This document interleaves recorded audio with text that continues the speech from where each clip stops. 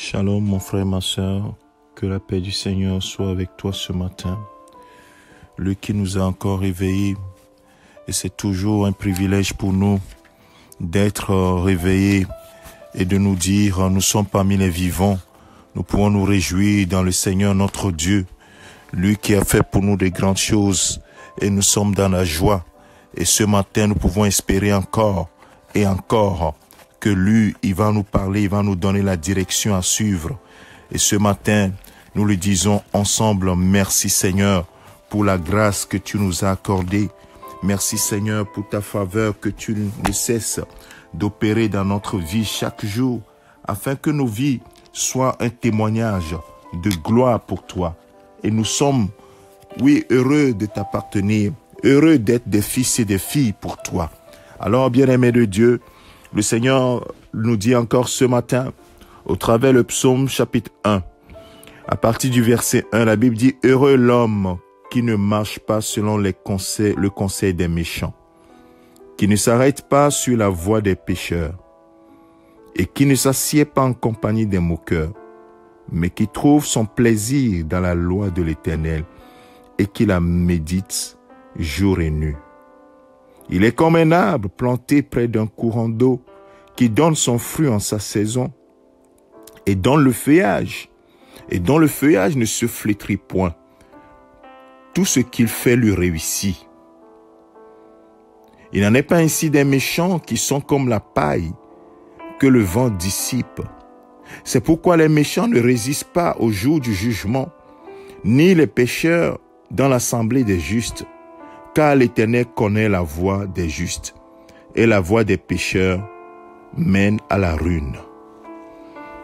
Bien-aimé de Dieu, ce matin, tu dois faire un choix. Nous avons toujours le choix. Le choix de ne pas marcher selon le conseil des gens qui ne connaissent pas Dieu, les gens qui n'ont pas la crainte de Dieu. Tu as le choix de ne pas t'arrêter sur la voie des pécheurs, ni s'asseoir en leur compagnie, en compagnie des moqueurs.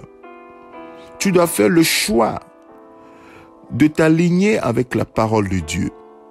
Tout conseil qui est en dehors de la parole de Dieu n'est pas utile pour toi.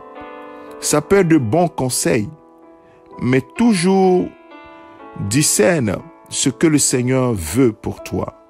Au travers de sa parole, il nous a révélé sa volonté.